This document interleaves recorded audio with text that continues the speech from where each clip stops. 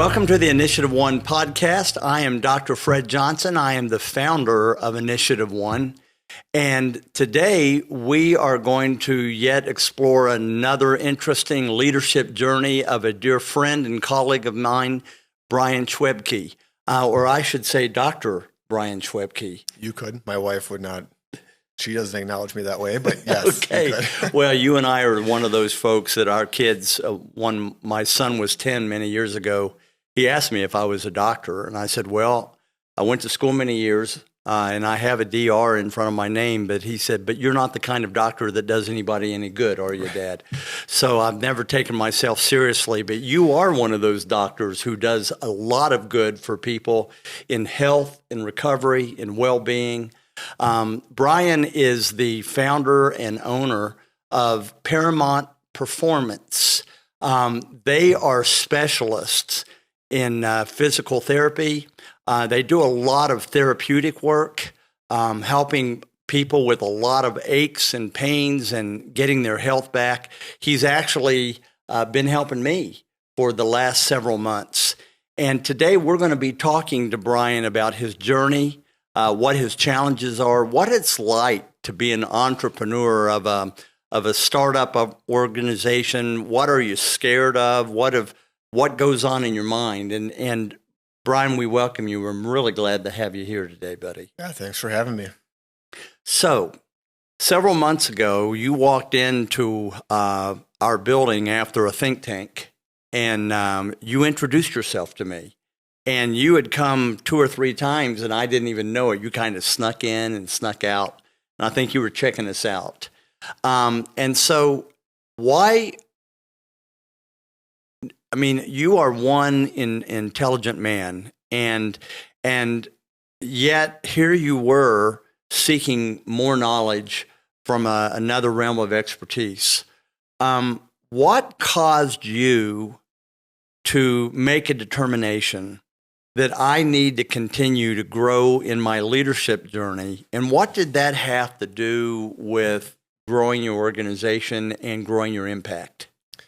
Well, first of all, I'm always looking for growth. So innovation, growth, I always want to challenge myself to be better. So coming to InitiativeOne the first time, it was more of, is this the right resource for me? And when I got there and was kind of exposed to you and the culture, I realized really quickly that it fit my vibe and my brand, and I connected very well with you personally, and you didn't even know it yet, just from hearing your stories. So somehow I knew I needed you in my life. I didn't know what that meant yet. And we sat down and talked, and by the end of that, I just felt very confident that this was the next thing I needed to personally improve myself. And I just know that I am the heart of my business, and that as I go, the business goes. And if I can't be a good leader, and if I don't have a good vision for where we're going, then we can't get to where I want to go in the long term. So I just saw opportunity for growth in all those with working with you and InitiativeOne. You know, Bryan, you all have such a unique approach. You've really taught me that much of helping people get well in terms of physically and getting their bodies right, it really is about correcting messages to the brain. Would you talk a little bit about that? It's so fascinating. Yeah, well, when it comes to people taking care of themselves, and I'm very holistic in the way that we treat, as far as like we treat the whole continuum. So some people are coming to see us that are injured, some people are coming that just want to perform better, and everything in between there. And similar to how you structure your programs and your education, it's all about foundation. So we really want to make sure that people have a strong foundation, both in how they move, but also in their motor programming. So how their brain is telling their body to move. If we don't address that and we just kind of give them little resources here or there, or we fix an ache or pain, we're just putting Band-Aids on it. We're not fixing the overall problem.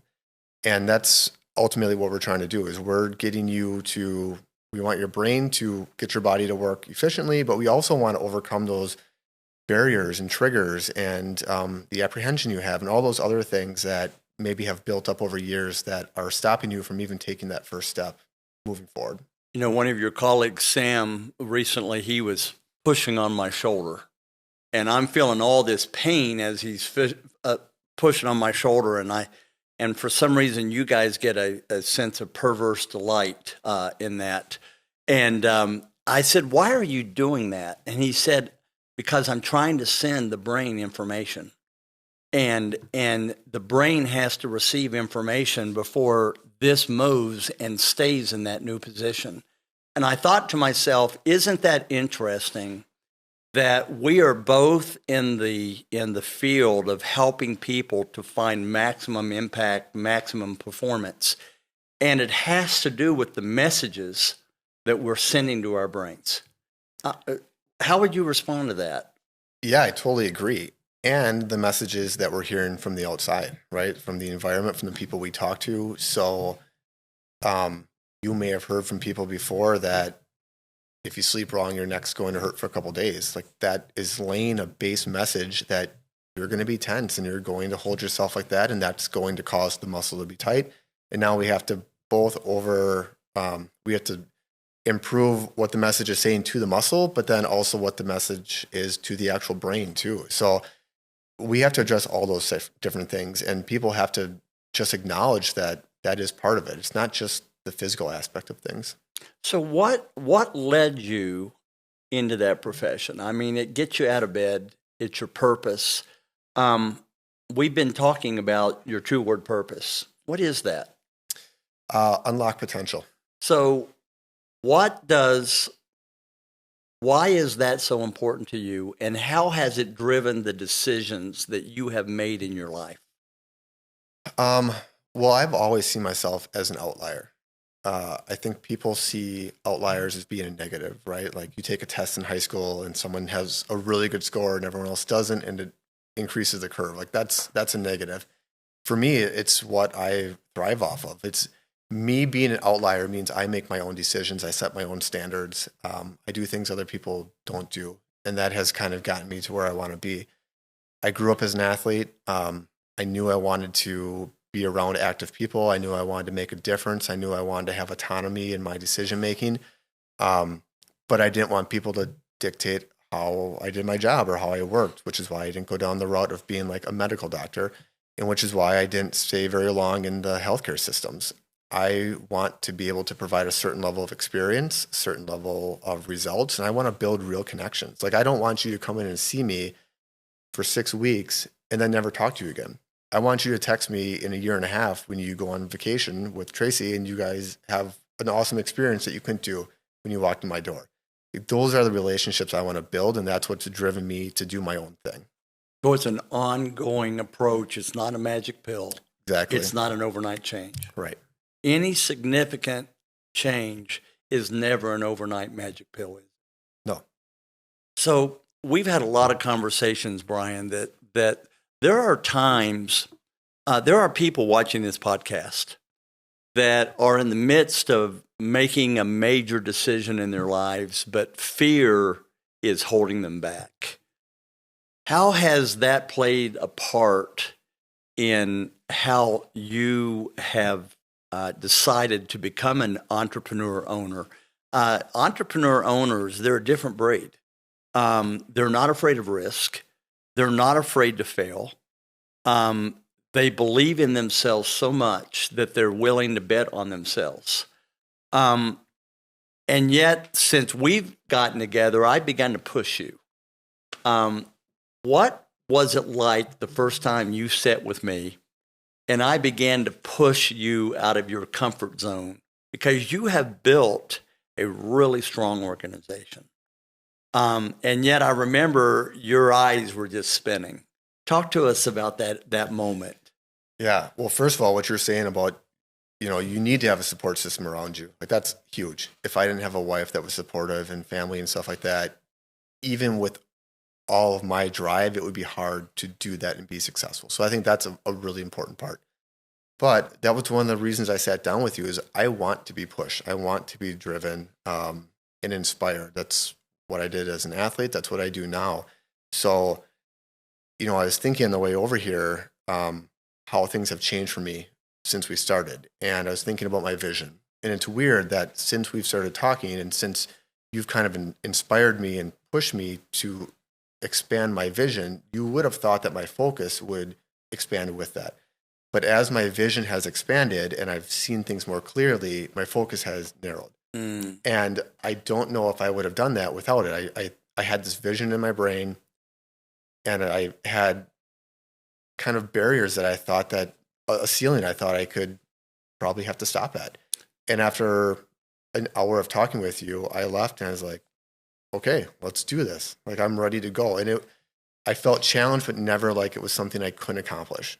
But again, after leaving that meeting, I felt like I had another support system in my life. And that stuff is really important to me, to have someone to reach out to when I feel that challenge. Having other business owners, just being around like-minded people, it's what fuels me, it's what inspires me, and it's what drives me to keep going and supports me. You know, Bryan, one of the things that we teach is one of the things that gets in our way more than anything else in terms of achieving our potential, having the kind of impact that we want in life with other people. It's our own self-limiting messages. And so why did you think that you were only capable of just this much? What was going on in your head that caused that? Some of it's imposter syndrome, right? Like, I constantly feel like how did I get here? Because at some point someone's gonna be like, no, you should not be here. Yeah. And some of it's probably just, you compare yourself to other people. That's just what we do, I think, as individuals, both professionally and personally.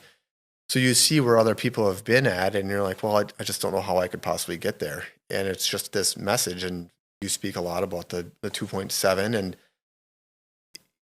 if you would have asked me before I started talking to you where I saw myself, I wouldn't have said that. But then when I started thinking about it more, probably pretty close to that. And I'm a very successful and confident person, and I still have that vision of myself. So I think that push helped me see things differently. I really appreciate, one of the things I've appreciated about you so quickly is how authentic and how real that you were the first time. And it's not important for you to impress other people. It's important, and because of that, you end up being impressive. Because your gifts and your talents just shine. Isn't it interesting that we never outgrow that message system that says, I hope people don't find us out. I hope they don't figure out that we really have no business being here. Right, that message never stops, does it? No, it's that inner voice, those things that you built as a young kid that are just kind of sitting there telling you, okay, maybe this isn't the right opportunity to do this, or maybe you can't do this. And you just have to kind of tell them, shut up. We're going to move on.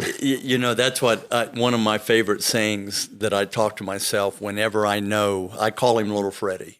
Whenever Little Freddie's in the room and saying, don't do that. You'll never make it. There's no way that you're going to succeed, and you're going to make a fool out of yourself. One of my favorite things that I do is this silly little message that I tell myself. I will say, Little Freddie, I love you. You took care of me when I was growing up. You handled a lot of emotionally threatening, dicey situations for me. But you know what? You're not driving today because the road has gotten a lot more complex since the last time you drove. And so you're going to get in the back seat, and I'm going to put your seatbelt on. You're not driving, because when you drive, you hit people, and you don't do me well. And I'm going to take care of you. You can come along with me, but I'm not driving.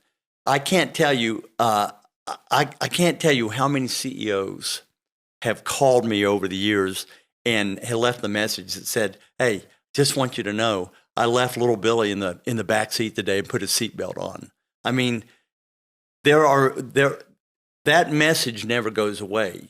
What does happen, though, is that for the first time in your life, you're confronting that distorted, inaccurate message. Correct. And what's funny about it is, as I was thinking about this, for my brand and my vision as we move forward, a lot of my messaging is built around the idea of let that little Freddie out, right? Like we become professionals so fast and we don't go out and play and we don't do fun things and we don't have fun. And I'm a big fan of living young. Like I just try to do that, but I can turn the professional switch on too. So how do you build a relationship with yourself where you can put little Freddie or little Bryan in the back seat, but also say, hey, let's go. You're driving today. That's awesome. Right? Because that's not our bad side. People say, well, that's our good side. No, it's not our good side and our bad side. It's really our effective and ineffective side, because as we grow into adulthood and take on adult responsibilities and adult leadership challenges, the world becomes so complex that we outgrow that little guy's ability. And that little guy is actually trying to protect us, saying, don't do it. I don't want you to hurt yourself. I don't want you to be hurt. And trying to protect us, they actually inhibit us. Right. And so let's talk about one of the things that we know that is every entrepreneur goes through times of real difficulty. You look back, what has been up to now, and there will be more, what has been your biggest failure after you started your business? Something that you regretted, that you would say, man, if I had it to do over again, I wouldn't have done that. That is a really good question. I don't know if I have anything that I look back at and I say, this was a negative decision or a decision that negatively impacted me. I would look back and say that I made decisions that I played safe, that would have been much more beneficial to me had I challenged myself a little bit. I think those are the things I regret a lot more. Going to a little bit bigger place, hiring someone a little bit sooner, stuff like that. I think those are the decisions that when you value the financial aspect of it and financial security for your family and stuff like that, that's where you can start to make some decisions based strictly off of finances and maybe not off fear. Yeah, which is the same thing. Yeah. Fear of not having finances or losing finances. Yeah. But those are probably the things I regret the most. And when I look back at things, if I'm looking strictly at my track record, I've never failed. Like whenever my back's been against the wall, I've always come out successful. So I should trust my track record. But there are times where I play things safe, and that's probably my biggest regrets, biggest failures.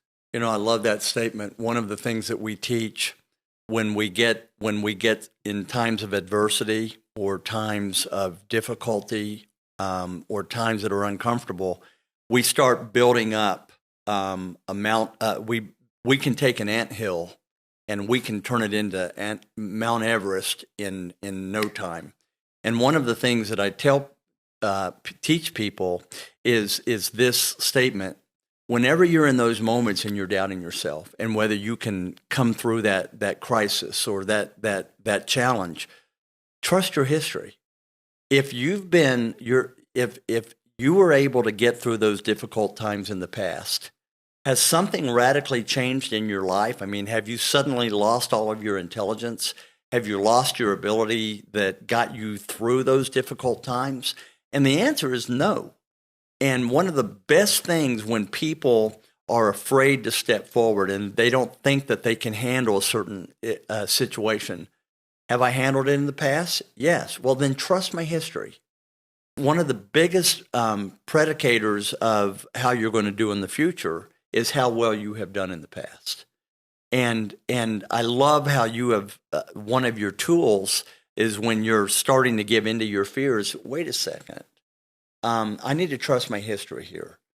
The steps that I have taken in the past, I've weathered those moments and they've turned out well. So I'm going to trust my history. That is a leadership narrative that effective leaders use over and over and over again.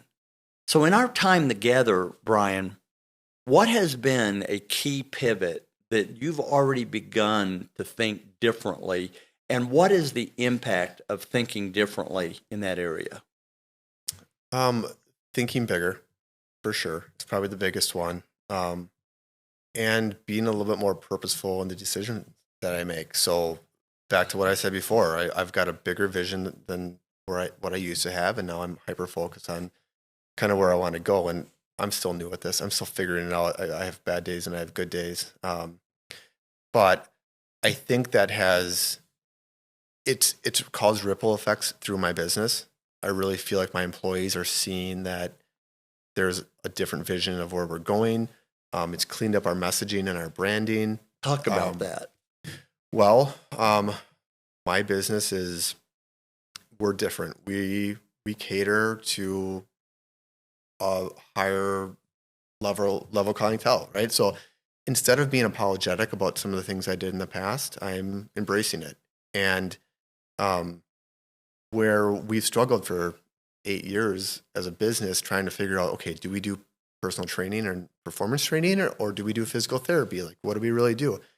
Now I'm embracing the fact that we are a lifestyle brand. I mean, that's just what we do. Like, when I see you, I'm not selling you on therapy or training. I'm selling you on a better life and being able to make more memories and experience more and perform better in your job and all that other stuff.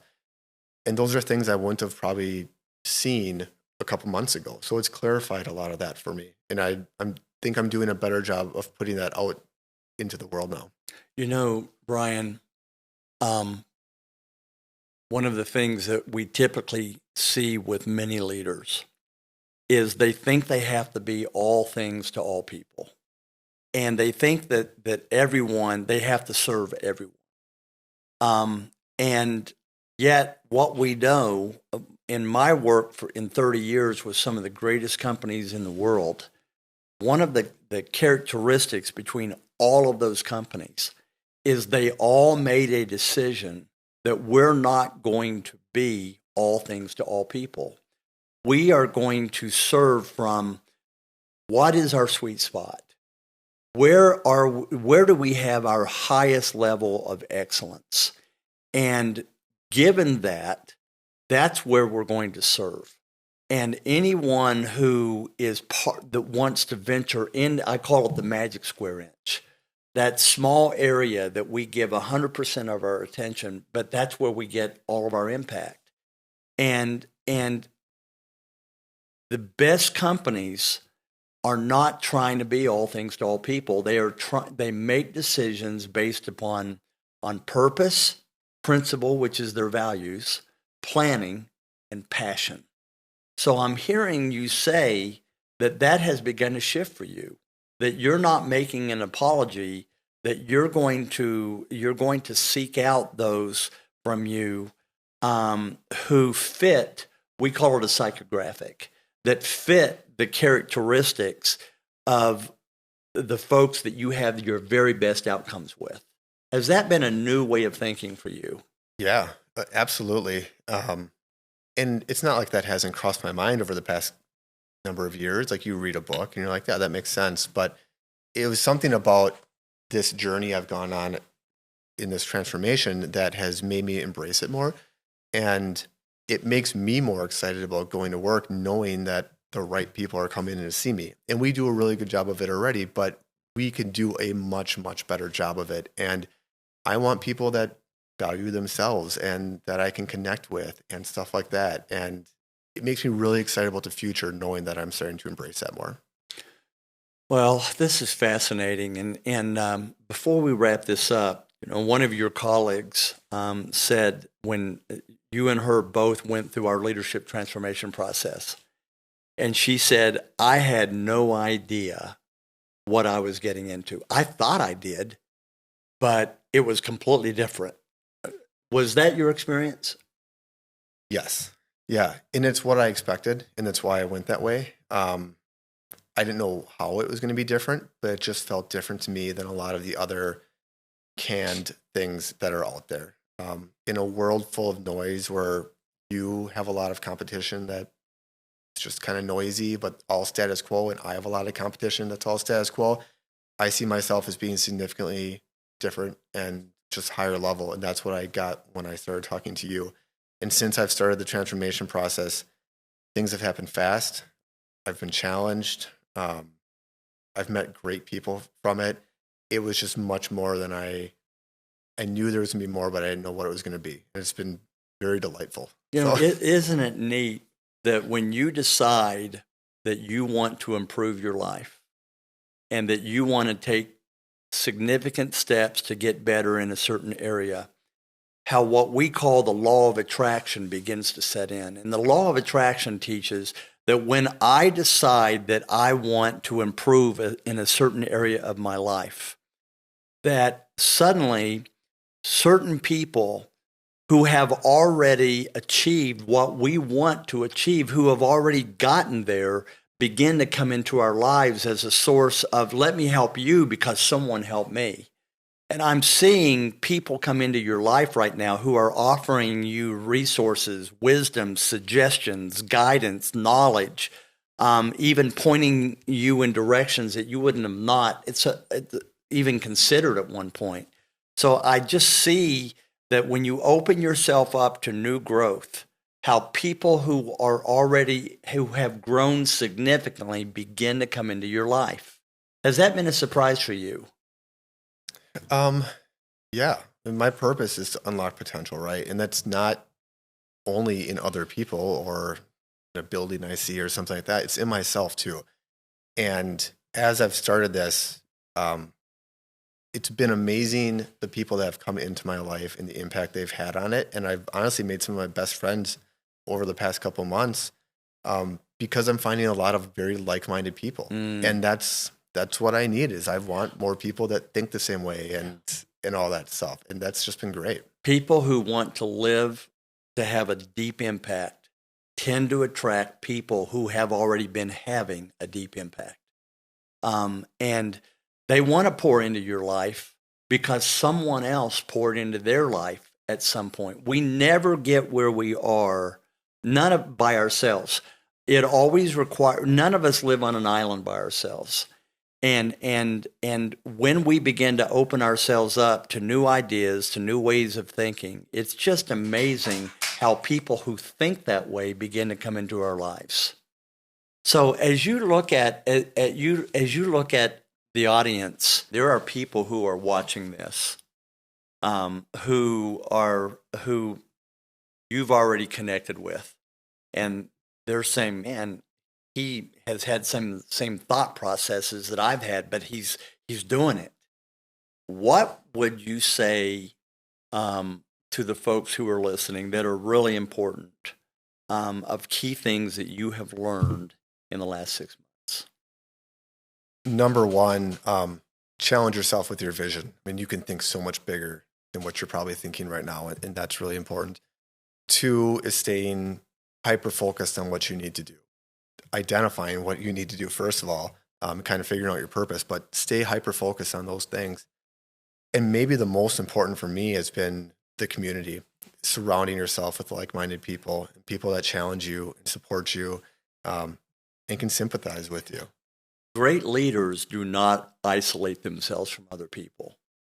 They embrace people around them. They take a risk. They implant themselves in the lives of other people, and they let people come into their lives.